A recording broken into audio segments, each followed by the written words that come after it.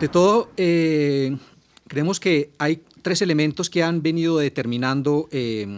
estos cambios que se han dado muy recientemente en los últimos años. Uno, la ubicación de Colombia como país de ingreso de renta media alta, que haría que Colombia no estaría entre las prioridades de cooperación. El otro hecho sería la ubicación de un indicador complementario, el hecho de que Colombia haya alcanzado su nivel de índice de desarrollo humano alto, un país de desarrollo humano alto que tampoco entonces sería destinatario de cooperación para la mayor parte de los rubros de cooperación hacia el desarrollo. Eso nos ubicaría, digamos, como un país que más bien, según lo ha planteado el presidente Santos, su función sería más bien que receptor estar dentro del grupo de países de la OCDE, que es la principal obsesión, digamos, del presidente Santos, que es, digamos, su principal meta de gobierno y, digamos, la principal obsesión de la política gubernamental de este gobierno. Es decir, casi que ubicar a Colombia dentro del grupo de países de estándares más elevados en democracia y desarrollo, e inclusive como posible donante internacional. El otro tema es el hecho de que se percibe que con la llegada del presidente Santos se ha dado una democratización importante del país, una reinstitucionalización que se había perdido en los años del presidente Uribe. Esa es la lectura, digamos, que tienen muchos gobiernos. Y evidencia de ello es el hecho de que Colombia ha sido elegida para estar en muchos de los principales escenarios internacionales. Apertura, digamos, de las sesiones del Consejo de Derechos Humanos, de la clausura de la Asamblea de la Corte Penal Internacional, y que Colombia haya sido el país con más alta votación como país no permanente del Consejo de Seguridad de Naciones Unidas, reconocimiento, digamos, de que Colombia ahora es un campeón de los derechos humanos y la democracia, liderado por el presidente Santos. Eso hace que la cooperación, digamos, para los temas de derechos humanos liderados por la sociedad civil, digamos, también tengan la mira de estar en retroceso. Y el tercer elemento es la perspectiva muy inmediata de un proceso de paz.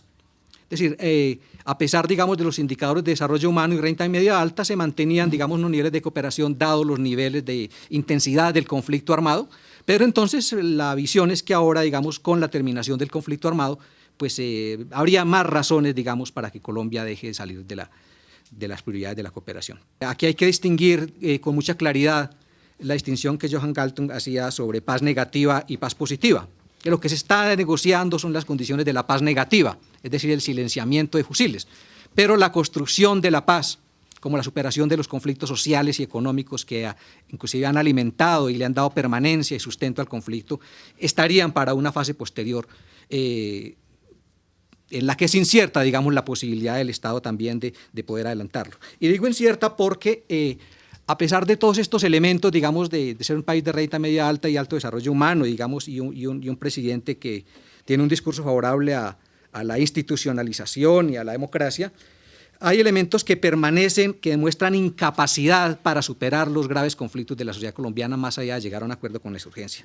Creo que uno de ellos es lo que tiene que ver con la capacidad de darle una reconfiguración al principal problema que está en la germen del conflicto, que es el problema de la tierra, el monopolio de la tierra, en la cual cerca del 40% de la tierra está en manos de latifundistas ganaderos, una ganadería extensiva, no productiva, que no articula a la sociedad, a la economía, y que le quita la posibilidad a los desarrollos, a la agricultura y a la posibilidad de que los campesinos y la economía campesina pueda tener desarrollo, inclusive la propia agricultura comercial. Los propios sectores que monopolizan la tierra han declarado abiertamente que no están dispuestos a una reconfiguración de la tierra, que no están dispuestos a ceder un solo centímetro cuadrado de tierra para estos propósitos. De suerte que una cosa es lo que el gobierno puede acordar con las FARC en el sentido de decir que, bueno, que sobran 20 millones de hectáreas de la ganadería y que vamos a dedicarlo a la agricultura. Otra cosa son las condiciones para llevar eso adelante, toda vez que los propios ganaderos han dicho no estamos dispuestos a hacer ese tipo de transformaciones porque el problema no es la tierra. Y sabemos que detrás de estos señores de la tierra están también los señores de la guerra. Estos señores combinan todas las formas de lucha, no de ahora, sino desde hace mucho tiempo, lo que evidencia también la permanencia de un actor del conflicto que no va a modificarse porque se llega a un acuerdo de paz con la guerrilla. Es el paramilitarismo, que continúa vigente y activo. Y el Estado ha demostrado una incapacidad permanente de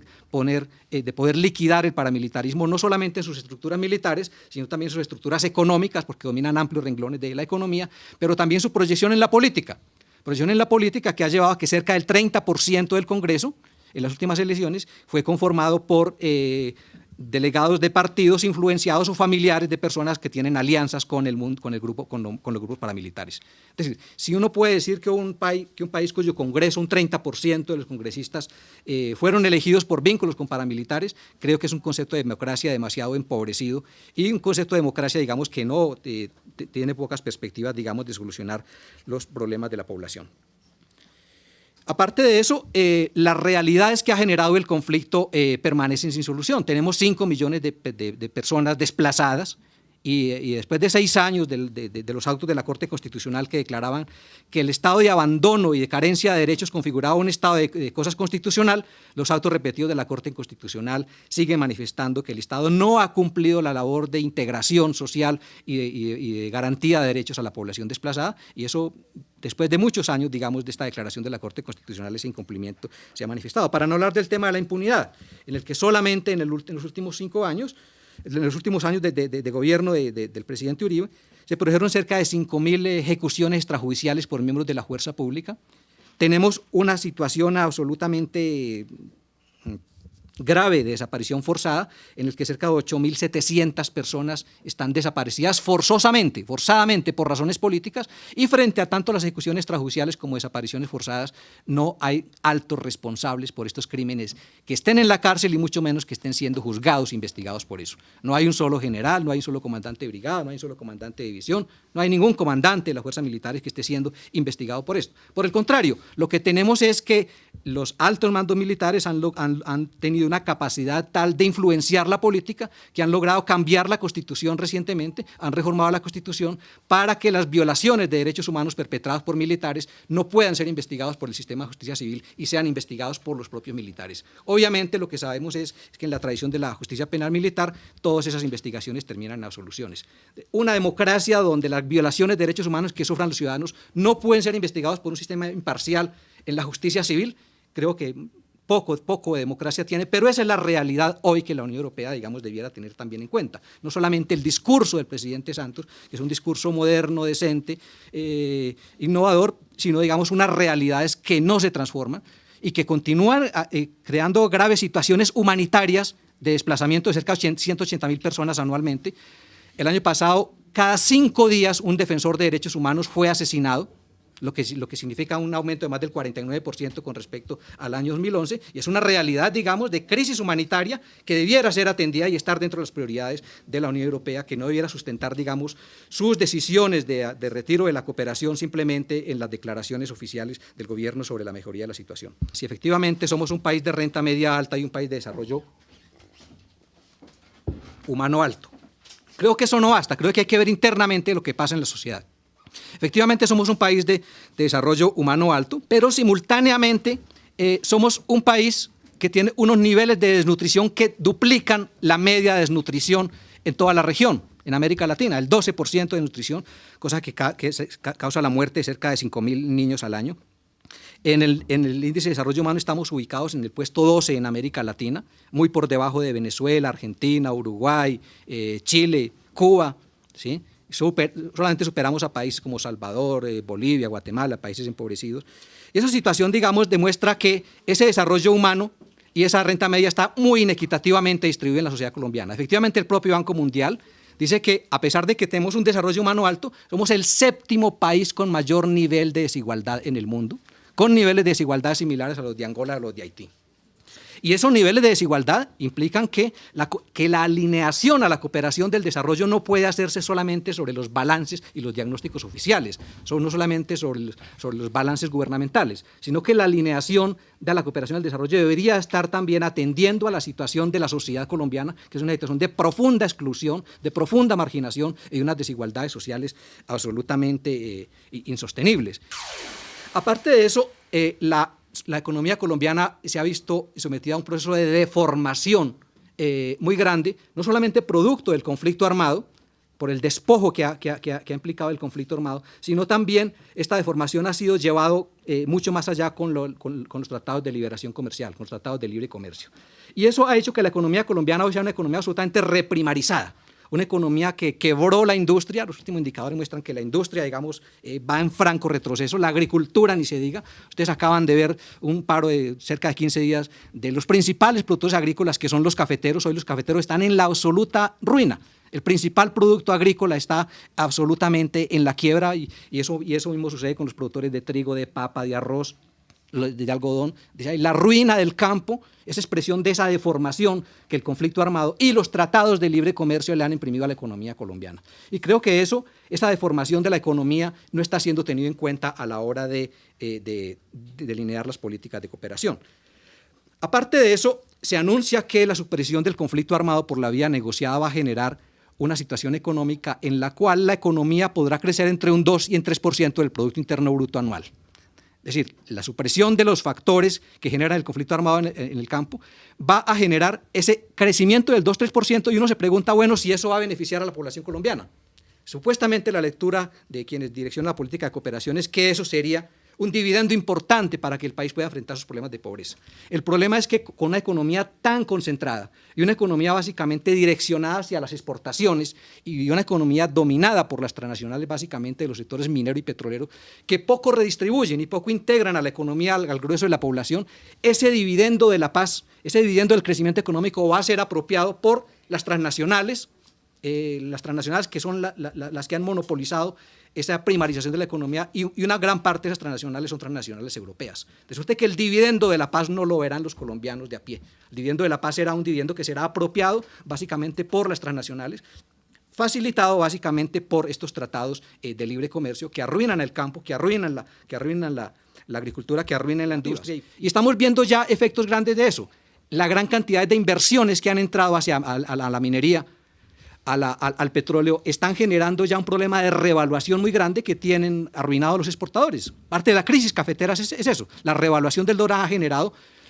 un mal económico que denominan la enfermedad holandesa, pero que es básicamente cuando los ingresos que entran como producto de las nuevas inversiones no se utilizan en crear puestos de trabajo, mano de obra, no se redistribuyen en el resto de la economía, sino que se usan para alimentar una economía altamente concentrada como son las economías extractivas y mineras. De suerte que creo que no es moral ni éticamente legítimo que ese dividendo de la paz no beneficia a la población colombiana a través de instrumentos que podrían hacerlo, como sería la cooperación para buscar fortalecer la sociedad civil para que pueda acceder por lo menos, digamos, a ese plus ingreso que genera la superación del conflicto. Y creo que la Unión Europea debiera hacer memoria de lo que ha sido, de lo que ha sido su propia historia. Creo que la deformación que la guerra ha generado en este país con estos niveles altísimos de impunidad, con 5 millones de personas desplazadas, con un despojo tan enorme de la tierra, de más de 6,5 millones de hectáreas que han sido robadas y despojadas, esta deformación de la sociedad tan desigual, tan excluyente, fue algo similar a lo que sucedió en Europa al final de la Segunda Guerra. Pero Europa debiera acordarse de que por lo menos contó con la posibilidad del Plan Europeo para la Reconstrucción, el famoso Plan Marshall, ¿sí? Cerca de 13.000 millones de dólares por más de 4 años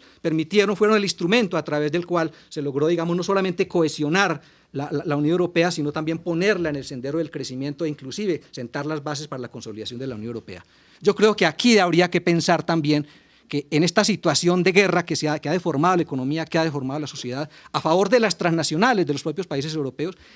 genera una responsabilidad moral y ética de la propia Unión Europea de crear un propio plan Marshall para Colombia, un plan Marshall que permita hacerle frente a esas deformaciones de la economía y de la sociedad que han generado el hecho de que Colombia sea el 7º país más desigual en el mundo y un país donde la sociedad no se beneficia del crecimiento económico.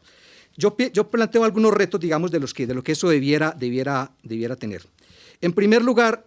creo que la Unión Europea también con su propia experiencia debiera aportar a la construcción de un nuevo modelo agrícola en Colombia. El otro elemento creo que también como parte de esa reconstrucción del país es que Colombia tiene que transitar hacia una desmilitarización de la sociedad y el Estado. El otro elemento fuera de la desmilitarización de la sociedad es el elemento del compromiso con las víctimas que continúan en la impunidad, el compromiso con las víctimas que reclaman su derecho a la verdad, a conocer la verdad de dónde están las personas desaparecidas. Eso ha hecho que el gobierno colombiano esté planteando que en sus afanes de ingresar y ser aceptado dentro de la OCDE, la OCDE, Colombia artificiosamente, a todo trance, esté tratando de mostrar buenos indicadores en materia de derechos humanos. Y para eso ha venido acudiendo a estrategias de ocultar la realidad sobre la crisis humanitaria y el agravamiento de las condiciones de derechos humanos y la impunidad rampante que rige en todos los niveles. Impunidad rampante que de nuevo se agrava, como mencioné, por esta reforma constitucional que le otorga a los militares la facultad de juzgar a sí mismo las violaciones de derechos humanos contra los militares, contra los ciudadanos que cometan los militares. Parte importante es que si Colombia quiere ingresar a ese club de países de la OCDE, debiera ajustar sus cánones constitucionales a una posibilidad de que las violaciones de los derechos humanos sean investigados en un sistema imparcial de justicia civil y no por los propios perpetradores. Pero aparte también de eso, es que el Estado colombiano y este gobierno ha estado buscando librarse de todo el escrutinio de la comunidad internacional en materia de derechos humanos. Colombia ha venido encabezando una fuerte presión por quitar facultades a la Comisión Interamericana de Derechos Humanos, por asfixiar los fondos de funcionamiento de la Comisión Interamericana de Derechos Humanos, por quitarle facultades a los organismos que hacen escrutinio y vigilancia de la situación de derechos humanos, en el entendido de que aquí la situación ya pasó, que los derechos humanos son situación del pasado. Colombia hasta ahora no ha renovado el mandato de la Oficina del Alto Comisionado de Naciones Unidas y tenemos fuertes indicios de que si la renovación del mandato se da, se haría quitándole las funciones de observancia y vigilancia a la Oficina del Alto Comisionado de Naciones de Derechos Humanos, en el entendido de que solamente debería dedicarse a funciones de asesoría y asistencia técnica. Esto no se puede permitir. Creo que es el momento también de reactivar el G24, un llamado a que los países de la Unión Europea hagan un esfuerzo por reactivar este G24, por darle un impulso fuerte al proceso de paz, porque este proceso de paz se integre en todos los grupos insurgentes, no solamente las FARC, sino también el ELN y otras organizaciones de la insurgencia, pero que se entienda que también que el papel de la Unión Europea tiene que ir más allá de la simple firma de un acuerdo de negociación con la insurgencia, que el papel permanece también en la construcción de lo que se llama la paz positiva, es decir, las transformaciones económicas y sociales que permitan desactivar los factores que han causado y motivado la guerra y mantenido a una gran cantidad de la población colombiana en la exclusión y la marginación. Gracias.